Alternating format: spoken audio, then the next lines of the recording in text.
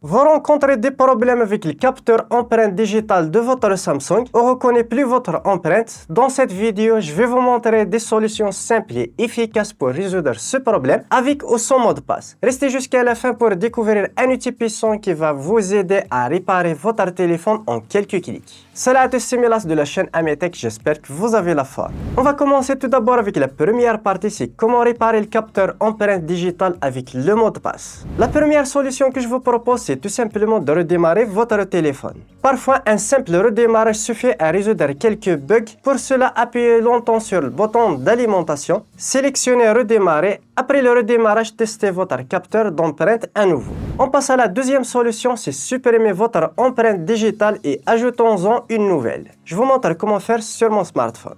Si tu as juste un problème avec ton capteur d'empreinte digitale, tu peux tout simplement supprimer l'empreinte digitale. On va aller directement dans les paramètres sécurité ou bien verrouillage de ton écran de verrouillage. On va sélectionner mot de passe et sécurité tout simplement là sur empreinte digitale. On va mettre notre schéma d'accès ou bien code d'accès. Puis tout simplement, comme tu peux le voir, empreinte 1 et 2. Et je peux tout simplement supprimer ou retirer une empreinte et je peux à nouveau ajouter une nouvelle. Supprimez votre empreinte et ajoutez à nouveau votre empreinte digitale et allez voir si le problème est résolu. Troisième solution, mettez à jour votre téléphone.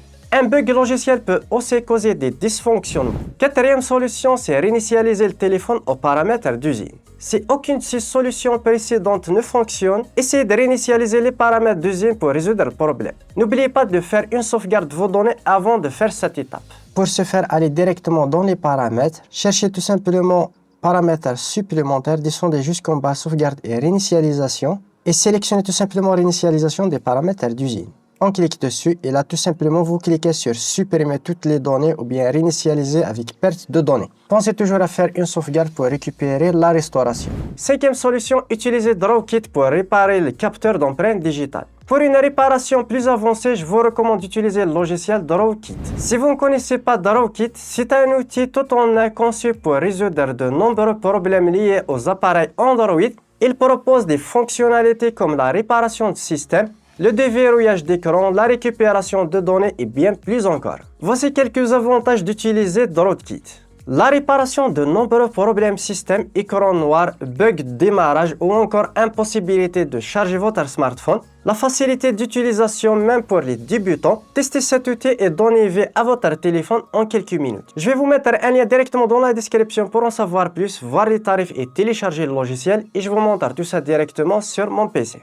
Mais si le problème persiste, on peut directement réparer le système de notre smartphone tout simplement. Pour ce faire, on va utiliser DrawKit, le lien est dans la description. Comme tu peux le voir, il y a énormément d'outils, que ce soit le déverrouillage de l'écran, le contournement FRP, récupération de données tout simplement, extracteur de données, réparation OS, réinitialisation et nettoyage OS. Pour notre cas, tout simplement, on va utiliser réparateur OS, on clique dessus. Là, tout simplement, on va connecter notre smartphone tout simplement avec le câble USB. Je vais me connecter tout simplement. Puis on va cliquer tout simplement sur commencer. On attend un petit peu. Comme tu peux le voir, il a pu détecter mon smartphone avec le firmware, le code firmware Samsung ici. Puis on va cliquer tout simplement sur télécharger. Après le téléchargement, il va vous demander des instructions pour mettre votre appareil en mode téléchargement. Il nous demande de déconnecter notre smartphone et appuyer sur augmenter le volume et diminuer le volume pour éteindre le smartphone. Puis on va maintenir le bouton volume plus et volume moins et on va connecter directement le smartphone avec le câble USB. Voilà, puis on va cliquer sur augmenter le volume, comme tu peux le voir. Et là, il va se mettre directement dans le menu téléchargement. Puis on va cliquer tout simplement sur suivant. Là, il va lancer directement la réparation du firmware de mon smartphone. On attend un petit peu.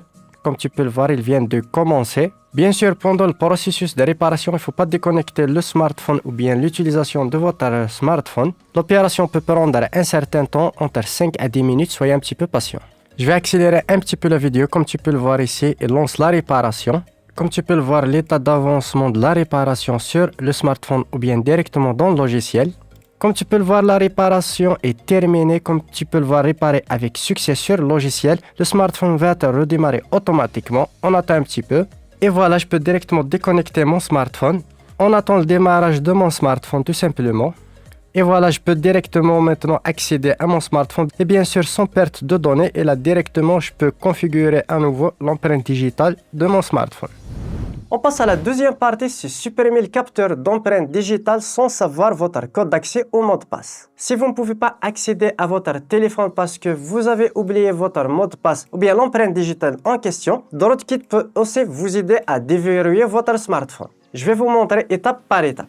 Mais si vous êtes bloqué par exemple par l'empreinte digitale et que vous ne pouvez pas accéder à votre smartphone, on va utiliser le logiciel pour déverrouiller tout simplement l'écran de verrouillage.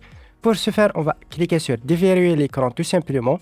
On va connecter notre smartphone tout simplement. Je vais le connecter avec le câble USB puis on va cliquer sur commencer. Là, il va analyser tout simplement mon smartphone et les fichiers.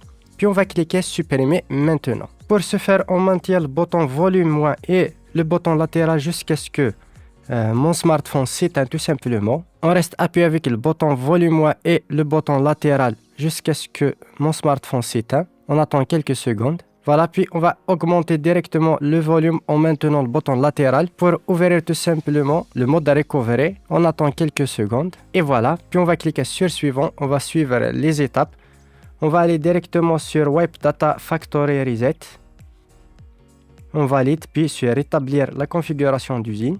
Puis on va sélectionner Reboot System tout simplement pour redémarrer le smartphone. On attend un petit peu. Ici, comme tu peux le voir, une fois l'appareil réinitialisé, si vous êtes invité à entrer le mot de passe de l'écran de verrouillage lors du démarrage, veuillez revenir directement à la page logiciel DroidKit. Utilisez le logiciel pour la fonction contournement FRP tout simplement. Si par exemple, il vous demande le mot de passe de votre compte Google tout simplement. On attend un petit peu. Puis tout simplement, on va configurer notre smartphone assez rapidement. Je vais accélérer un petit peu la vidéo. On attend la vérification d'informations assez rapidement. Et voilà, je peux directement cliquer sur ignorer pour passer les étapes. Je vais cliquer dessus, ignorer. Ne pas copier, tout simplement. Je vais accélérer un petit peu les paramètres. Ici, vous pouvez mettre un identifiant facial, empreinte, modèle, code PIN, mais je vais ignorer tout ça. Je vais le configurer un petit peu plus tard. Et voilà, je peux directement accéder à mon smartphone, mettre un nouveau code, ainsi de suite, sans aucun problème. De toute façon, vous aurez le lien du logiciel dans la description. N'hésitez pas à checker le lien et le télécharger et voir les tarifs. Voilà, vous savez maintenant comment réparer ou contourner un capteur d'empreinte digitale, que ce soit défaillant ou oublié sur votre smartphone. N'hésitez pas à essayer DroidKit pour une solution rapide et efficace. Si cette vidéo vous a plu, n'hésitez pas à me le faire part dans les commentaires. Lâchez un gros pouce bleu pour soutenir la chaîne et sur ce, à une prochaine vidéo.